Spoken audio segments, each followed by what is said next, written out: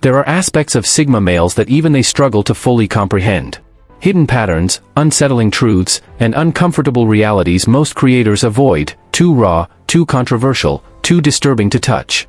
What you're about to uncover cannot be unlearned, and it will forever alter the way you see yourself and the world around you. Most content about Sigma males highlights their strengths, explains their behaviors, or validates their struggles. But this time, we're venturing into the shadows, the forbidden territory no one dares to discuss. The uncomfortable truths. The dark undercurrents. The patterns that exist whether we acknowledge them or not. This isn't motivation. This isn't validation. This is raw psychological reality, stripped of comforting illusions. Consider this your warning: once these truths are revealed, there's no return to ignorance. This is the forbidden truth. Forbidden truth 1. First, you're built for isolation, not connection. Here's the truth nobody dares to speak out loud: you're not just temporarily alone while waiting for the right people to enter your life. You're not in a holding pattern. You're not broken. You're fundamentally designed for solitude. Most people see aloneness as a flaw, a phase to escape from, or a punishment for not fitting in. But for you, solitude isn't a void, it's a baseline state. You don't merely tolerate it, you thrive in it. Your mind feels sharper, your inner world feels richer, and your sense of self feels purer when you're removed from constant human noise. Think about it, even your closest relationships come with invisible expiration dates stamped inside your head. No matter how much you care about someone, there's always a subtle awareness that the bond won't last forever, and on some level, you're okay with that. People assume this is emotional damage or fear of commitment, but it's not. It's your psychological architecture revealing itself. Here's the uncomfortable reality. While society insists that humans are social creatures wired to seek tribes, families, and networks, you're the exception that proves the rule. For most, connection is oxygen. For you, solitude is oxygen. You find in silence and self-containment what others spend their entire lives trying to pull out of relationships. This comes with consequences. You'll always feel slightly detached, even from the people you love most. You can be in a room full of family or friends and still feel the pull of your inner world calling you back. Long-term bonds, no matter how deep, will eventually feel restrictive, like a weight pressing against your natural rhythm. Every so often, without warning, you'll crave a full withdrawal from everyone and everything, not out of anger, but out of instinct. And if you're honest, your happiest, clearest, most sacred memories are solitary ones. For you, deep connection will always feel temporary, like a flame that burns bright but eventually fades. Your nervous system is calibrated differently. What others experience as unbearable loneliness, you interpret as peace, clarity, and restoration. What others celebrate as togetherness, you interpret as obligation, noise, and pressure. This is why you struggle to fit into the dominant narrative of human life. Society tells a single story, that meaning comes through bonds, that happiness is found in belonging, that love and friendship are the pillars of existence. But for you, that script doesn't apply. You don't run on that operating system. You're working with different psychological software, one that prioritizes independence, inner sovereignty, and detachment over constant social engagement. Here's the brutal truth: you can learn how to maintain relationships. You can even play the role of friend, partner, or family member well enough to keep things balanced. But you will never need relationships the way others do.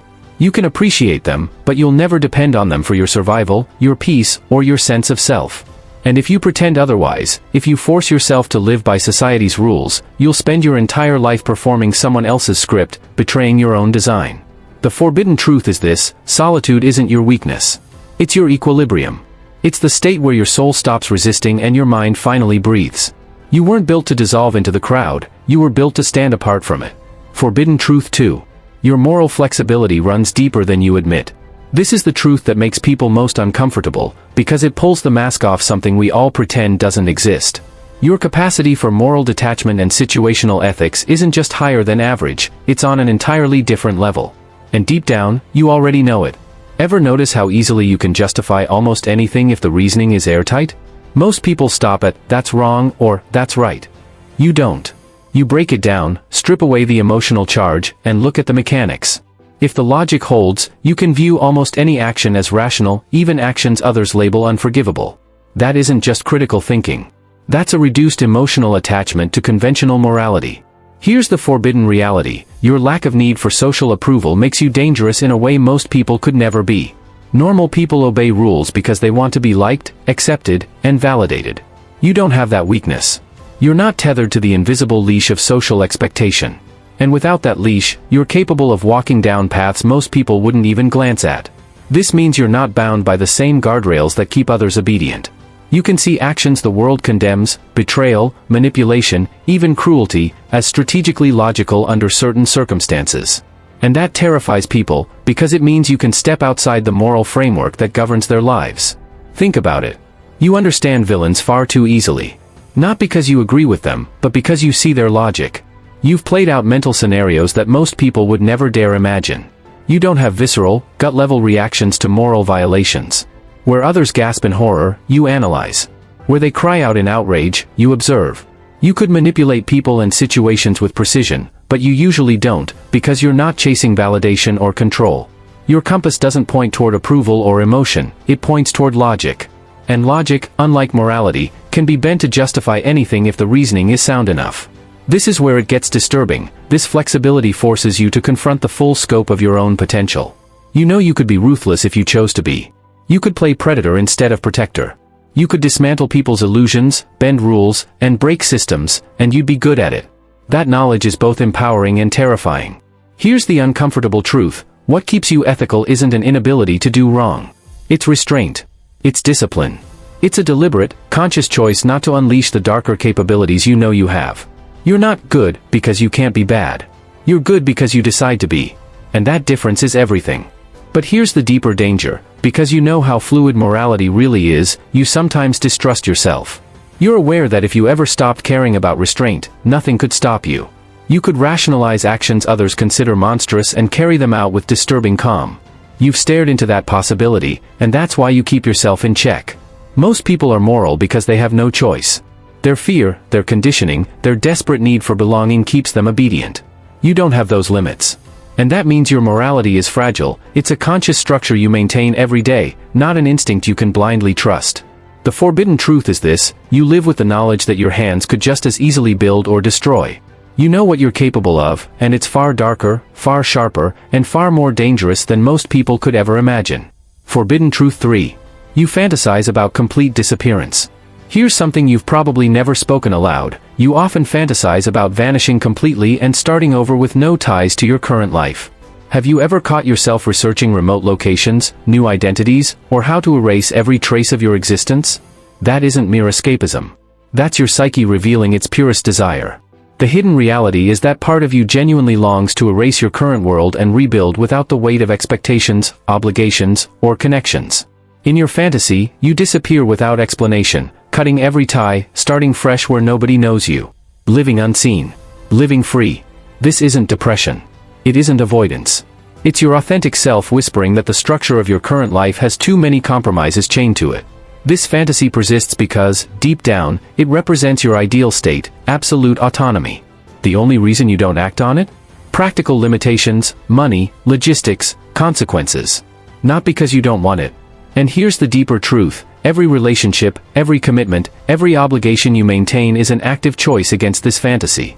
You're constantly resisting your natural pull toward complete isolation. Forbidden truth 4.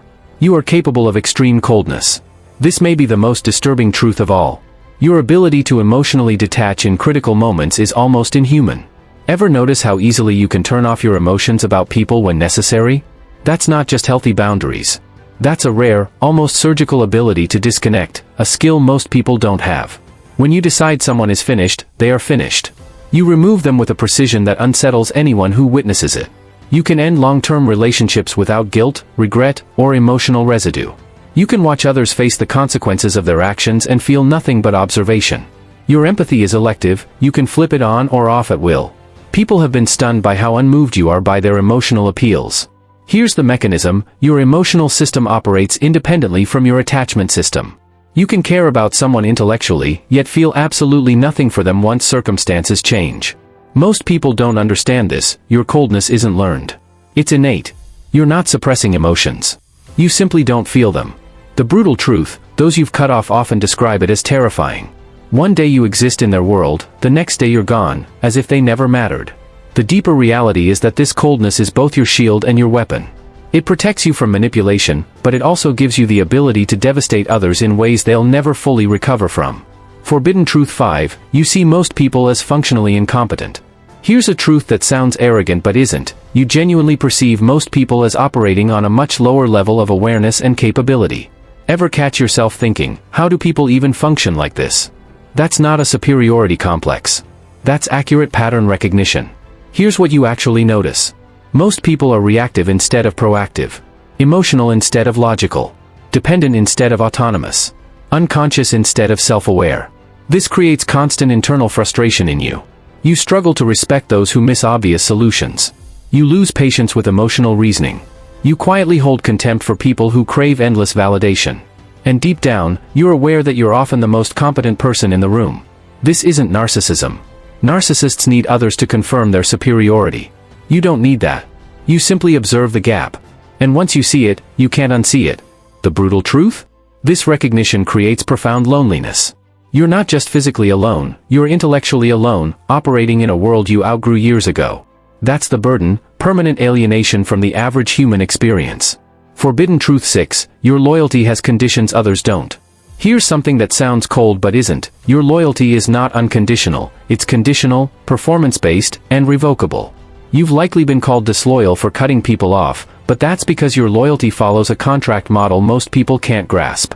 You're loyal to principles and consistency, not to people or shared history. This means family ties mean nothing if behavior violates your standards. Long history won't protect someone from accountability. Betrayal and incompetence aren't forgiven, they're disqualifiers. Your loyalty is transactional. You exchange it for aligned values and consistent action. When that balance breaks, the contract is void. Most people confuse attachment with loyalty. You don't. You've separated them entirely. Here's the brutal truth: when you withdraw loyalty, people experience it as betrayal because they assumed it was unconditional. But you never promised that. And while this conditional loyalty shields you from toxic connections, it also guarantees you'll lose people who can't meet your standards. Forbidden Truth 7, you're comfortable with power imbalance. This may be the most controversial truth: you're not drawn to equal relationships. You're most at ease when you hold a clear psychological advantage. Ever notice you're attracted to people who need you more than you need them? That isn't insecurity, it's your psyche seeking strategic positioning. Your independence demands that you maintain leverage. Equality feels like risk. Here's how it plays out. You prefer relationships where you're less invested. You're most attracted when you're the more valuable party. Equal partnerships make you uneasy, while dependence makes you disinterested. Your ideal balance? Benevolent dominance. You stay in control, yet appear generous. Because if you hold the advantage, you can leave at any moment without real loss. That's not fear of intimacy, it's calculated self-protection. You know vulnerability can be exploited, so you engineer dynamics where you're less vulnerable. The uncomfortable truth: this makes genuine partnership nearly impossible. You can't fully open up when you're strategically maintaining advantage. The only way you'll ever experience true intimacy is with someone as independent as you, someone who creates equality through mutual autonomy, not mutual dependence. Forbidden Truth 8, you secretly crave chaos more than peace. Most people spend their lives chasing stability, comfort, and predictable routines. But for you, stability often feels like suffocation. Peace doesn't satisfy you, it dulls you. Here's the uncomfortable reality: beneath your calm exterior, you crave disruption. You thrive in uncertainty. You find meaning in chaos. And though you may not admit it out loud, part of you feels more alive when everything is unstable. Ever noticed how you get restless when life feels too comfortable? How you almost invite disruption just to feel something sharper, more real? That's not self-sabotage.